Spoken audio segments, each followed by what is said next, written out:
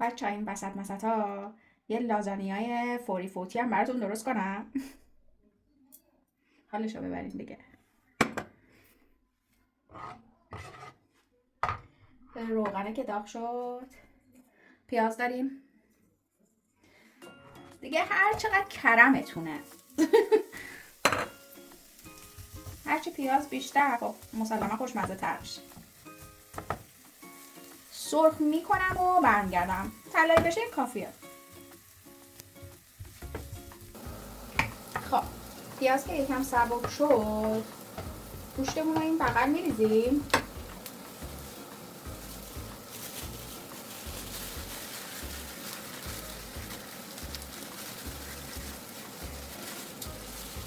گوشت رو خورد میکنیم، یعنی کوچولو کوچولو میکنیم، بعدش ادویه هاشو میزنیم. نمک، فلفل، زردچوبه. خب خوشگلای من توجه کنن. اینجوری که شد گوشت قشنگ، بعد با پیاز قاطی میکنیم. یه خودتون ماشاءالله استادین، اینو من میدونم، مطلع هستم.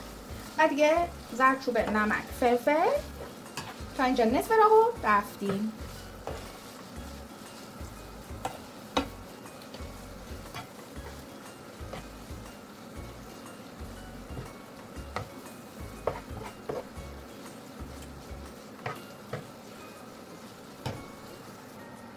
خب حالا ربشو میزنیم.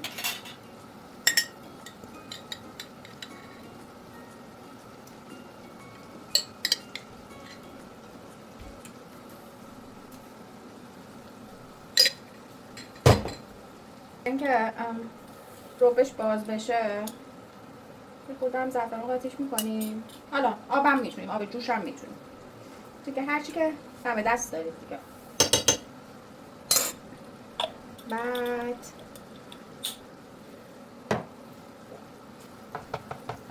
اینجوری اینم هم میزنیم و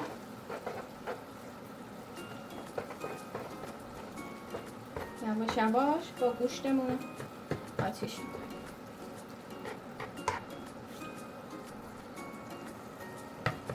خب اینم از این. حالا دیگه قارچایی که خورد کردیم، من انقدری خورد کردم به خاطر اینکه آب بشه دیگه. قارچو حالا سلیقه‌ایه، اگه خواستین فلفل دلمه بریزید و من اینا رو همه رو خورد کردم. اینم باید الان خورد کنم سریع.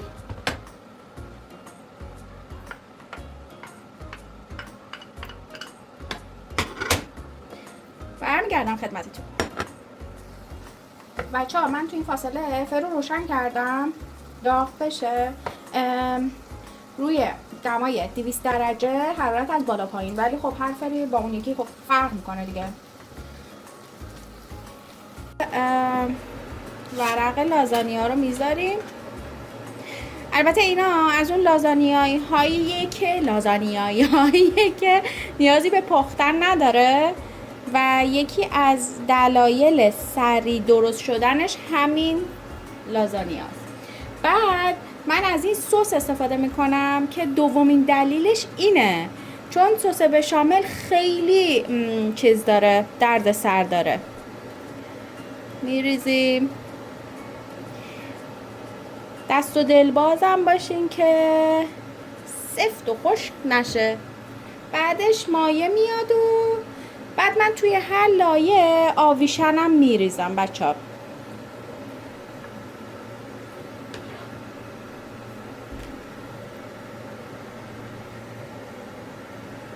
آویشم میاد.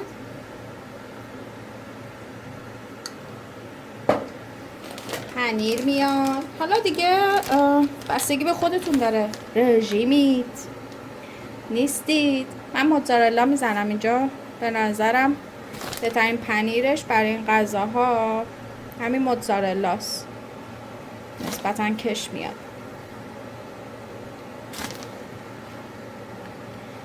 میریم برای لایه بعدی. لایه بعدی هم همین جوریه. این ردیف آخره دیگه. برای ردیف آخر مواد نمیزنم. یعنی سس میزنم، پنیر، بعد فویل میپیچم یه نیم ساعتی با فویل قشنگ پخته میشه. یه چند تا سوراخ هم روی فویل میزنم.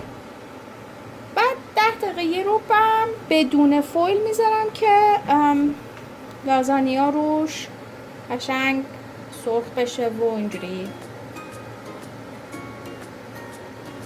آره دیگه همین.